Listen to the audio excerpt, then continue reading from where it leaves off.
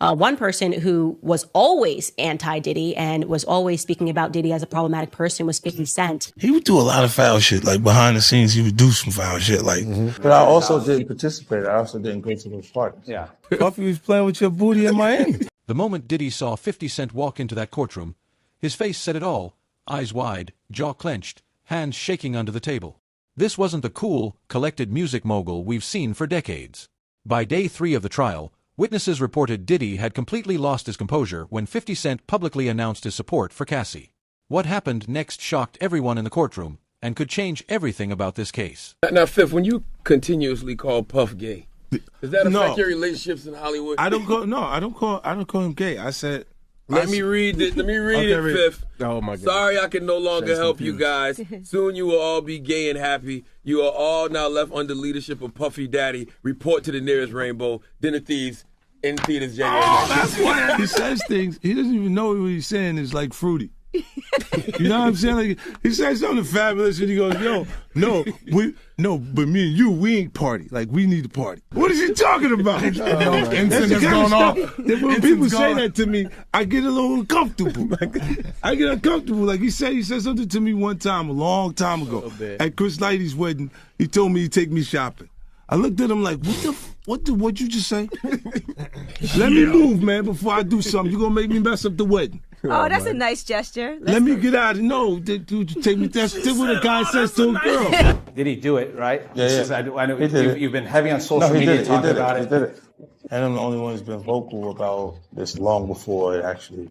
But I also didn't participate. I also didn't go to those parties. Yeah. So a lot of the celebrity culture that you don't hear saying anything is because they participated. Was there a reason you never went to those parties back in the day? I'm just not with all that flicky shit. Like all of the stuff that he's doing, I'm not into that type of stuff. I'm just a little more, maybe you could say basic or normal. Sean Diddy Combs built an empire on image control. For 30 years, we've watched him walk red carpets with a perfect smile, handle tough interviews without breaking a sweat, and manage public scandals without ever losing his cool. His reputation. The unshakable music mogul who stays composed no matter what. Remember that 2017 interview?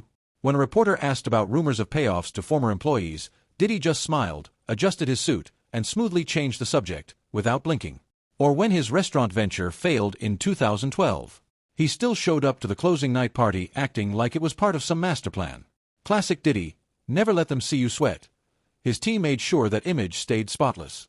Sources close to Diddy say he employs a staff of 12 just to manage his public appearance, from rehearsed responses to practiced facial expressions. Everything was calculated. One former assistant even said Diddy would practice interview answers in the mirror for hours and hired a media trainer who threw fake crises at him to keep his nerves sharp. But behind those designer sunglasses? Rage. Former employees have whispered about anger issues for years. There were 2 Diddys, a bad boy staffer told me. The smooth operator on TV, and the guy who threw phones at walls when things didn't go his way. These stories never stuck because no one with real power backed them up. Until now. The first cracks in Diddy's armor started just days before trial. Paparazzi caught him snapping at a fan outside his lawyer's office.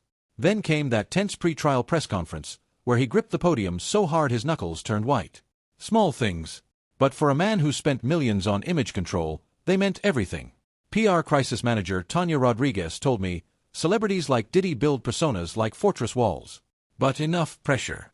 They crack. And once they crack, the whole structure collapses fast. That's exactly what happened. On day 3, the Diddy mask fell off. Court reporter Marcus Jenkins said Diddy was physically shaking when certain evidence was presented, his leg bouncing so hard it moved the defense table. He interrupted his own lawyer 3 separate times, each louder than the last. The breaking point? Diddy shouting during testimony, forcing Judge Harmon to threaten him with contempt. And just when it looked like he might regain control, the courtroom doors opened. And in walked the last person Diddy ever expected to see, 50 Cent. Outfit has just been announced that he's created a docu-series on Netflix. I can't wait to see this. The other end of that, every person who has tried to speak out about this, who has tried to speak out about the industry, the type of people that are controlling the industry, the attacks that people face from the media if they try to speak out, is always the same. They're called crazy. And an example of one such individual who went through those sorts of attacks is the actor Orlando Brown. He was on Disney, and I remember everyone telling us that he was totally insane and deranged when he was saying a lot of things that at the time sounded crazy, particularly about Diddy. Take a listen. The requirement is you gotta say no to Diddy. If it's new booty in the building, you know he gonna get it. Don't take your girlfriend to a Diddy party. You can take the but he won't you. Diddy, to me, is the fall guy. We are still seeing a major effort to protect the big names, just like with Jeffrey Epstein. Tell him the story. Tell him the story. So we talking about rumors, right? Yeah. And we, when you Google his name, there's a rumor that pops up that he was Diddy's boy toy. Oh shit! Right? Wait, so this is so Charlamagne said it's not true, but I told after he brought up the stuff with you, I said, you know what 50 gonna say when he meets you? Oh no, I don't know that was going on. You know, I can't wait to run into him again. What you gonna say to him? Puffy was playing with your booty in Miami. You know what 50 gonna say to you when he sees you? What? I heard Diddy touched your butt.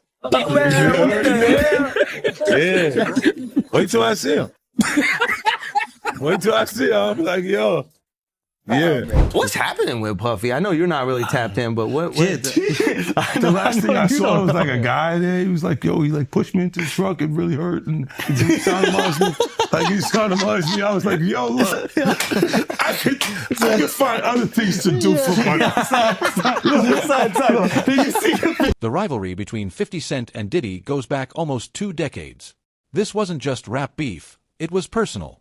50's never hidden how he feels. He's called out Diddy on radio shows, interviews, and especially on social media. Remember when 50 accused him of knowing something about Biggie's murder? Or when he questioned his sexuality? So when 50 Cent walked into that courtroom, tailored black suit, signature sunglasses, the whole room froze. Court reporter Janelle Martin told me, the silence was so thick, you could hear people's phones vibrating in their pockets. Diddy, mid-whisper with his lawyer, snapped his head up. 3 different witnesses say his face shifted, confusion, shock, then fear. No one expected 50 to physically show up. He'd been trolling Diddy online ever since Cassie filed the lawsuit.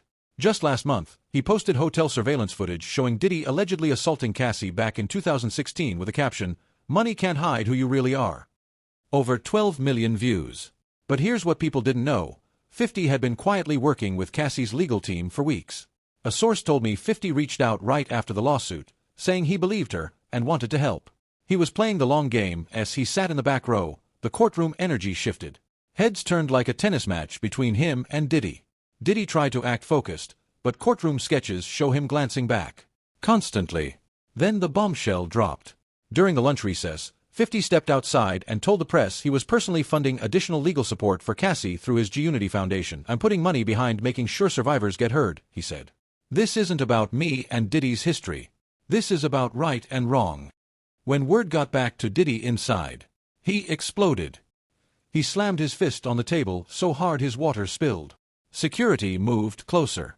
And the worst timing imaginable, right then, the prosecution announced they were about to present new evidence. Evidence they claimed would prove Diddy lied under oath. What happened next? No one was ready. You do a lot of foul shit. Like behind the scenes, he would do some foul shit. Like hating on, like doing things with people I'd done business with that he done business with. He would say shit that I was like, he said that to you? Right. I was like, yeah, so all right. You know what I'm saying? Like, and niggas don't know what they like till they see somebody with it. So they want the girls after you're done with them and shit. Yeah. Leftovers. Yeah. You take your leftovers. A lot of niggas have more leftovers. Cassie was not offended by what I was offended by. Wow, they found Kendrick and Wifey. That's obviously doing shopping. They got the same outfit. Yeah, it's true. In public. Yeah, that's a nice shirt. That was a nice shirt. All right, so when he said the shopping line in real life, what did you say? I said, let me get away from him. Because it was like, he was like, yo, no, you hot now. Now we got to hang out now. Like, like hang out. Yeah. He said, I don't know, maybe I take you shopping and I get you some flash and you could give me the hood shit. And I was looking and I was like, let me just move away from him because I'm going to mess up the wedding. I always say to myself, like, it was someone's wedding? It was Chris Lighty's wedding. It was in Miami. Nori's there. Nori knows this because I looked at him like, yo. The courtroom was buzzing after 50's appearance. Everyone knew something big was coming. Then came the words, "Your Honor, we'd like to present evidence item 47B. Confusion rippled through Diddy's team. "We haven't been provided with any item 47B in discovery," his lead attorney objected. The judge called both sides to the bench. 5 tense minutes passed. Diddy, alone at the defense table, cracking his knuckles, staring at 50. When they returned, the judge ruled the footage would be allowed. It had just been discovered the day before. Security footage from Diddy's Miami residence. Dated April 2018, the video? Chilling. It showed Diddy and Cassie in a hallway. No sound, but the body language screamed. Diddy pointing, yelling, backing her against a wall. Then he grabs her, shakes her violently, pushes her to the floor. Gasps filled the courtroom. Diddy jumped to his feet, chair crashing behind him. "That's not what happened," he shouted. His lawyer yanked him down, his eyes wide, breathing ragged. And the court officer stepped closer. What made this worse, devastating actually, was what Diddy had sworn under oath the day before: "I have never, in any instance, physically assaulted Ms. Ventura or any woman." He even added, "There are no videos or evidence of such behavior, because it never occurred." Now, the footage told a different story. As the prosecutor laid out the contradiction, Diddy unraveled, shaking his head, muttering, eventually laying his head down on the table. His attorney asked for a recess. Denied. "We will continue. Mr. Combs must maintain composure," Judge Harmon ruled. After court adjourned, the fallout spread instantly across Hollywood. Texts, DMs, unfollows. The wall of silence around Diddy cracked and collapsing fast. These years, you've been the only one calling this out. I look like I've been the crazy guy for a long time. They say you're a hater. They say you're crazy. You do this, yeah. And now everybody's complaining. My ass is hurting. There's all this shit that's coming. 50, you can't make jokes about it. No. The internet might come for you, bro. All I'm saying it is, might come from you. You see it now. All of these complaints. People were damned. They were and pillaged. This was what was going on, right? And what do I get for the? I went through years of a hater. You're a hater. You want this and that. I'm just watching. Like, I look at things and go, when you see the new lawsuit coming with Jay, the part with Jay, I go, oh shoot, like. Then I think about it, I go, that had to be there. So when I was saying that he was missing, he just wasn't actively being out there because they was dealing with that. Wait, do you think there's truth to the Jay thing? There's no way. Know. Like that, look, you know what's like if you say, I have this thing where I'm conflicted when it takes you 20 years to remember something happened to you. Yeah. Okay. I don't know. I go also 10 years, 20 years later, that comes back, and it's like all of Puff's problems are coming from the ministers touching little boys. What you mean? The laws are the way they are because because of the priests. The priests touching little boys. Yeah. Oh. Before trial, Diddy was untouchable. Celebs partied with him, collabed on music, defended him. No one wanted to risk crossing him. But after day 3, everything flipped. The video, the outburst, and 50 Cent, standing with Cassie, changed the game. 50 coming out for Cassie opened the floodgates. An industry source told me. People felt safe backing her because they weren't first anymore. Usher quietly unfollowed Diddy. Mary J. Blige, once inseparable from him, did the same. Justin Bieber not only unfollowed him, but deleted every photo they'd ever taken together. It wasn't random. It was strategic. Then came the cryptic posts. Lizzo, believe women. The Weeknd, power doesn't equal truth. Drake, the truth always surfaces eventually. Cardi B went live on IG. I've seen this in the industry for years. It's time to stop protecting abusers just 'cause they got money. She never named Diddy, but we all knew. The biggest sign? Diddy's calls stopped getting answered. He rang Rihanna 6 times. Nothing. Jay-Z and Beyoncé refused to release a statement, despite Diddy's team begging. Meanwhile, Cassie's support surged. Lady Gaga sent flowers to her house. The note, "I believe you." Other women reaching out to testify. And the trial, it's not over yet. Diddy's grip on the industry is slipping by the hour. And the real explosion, still to come.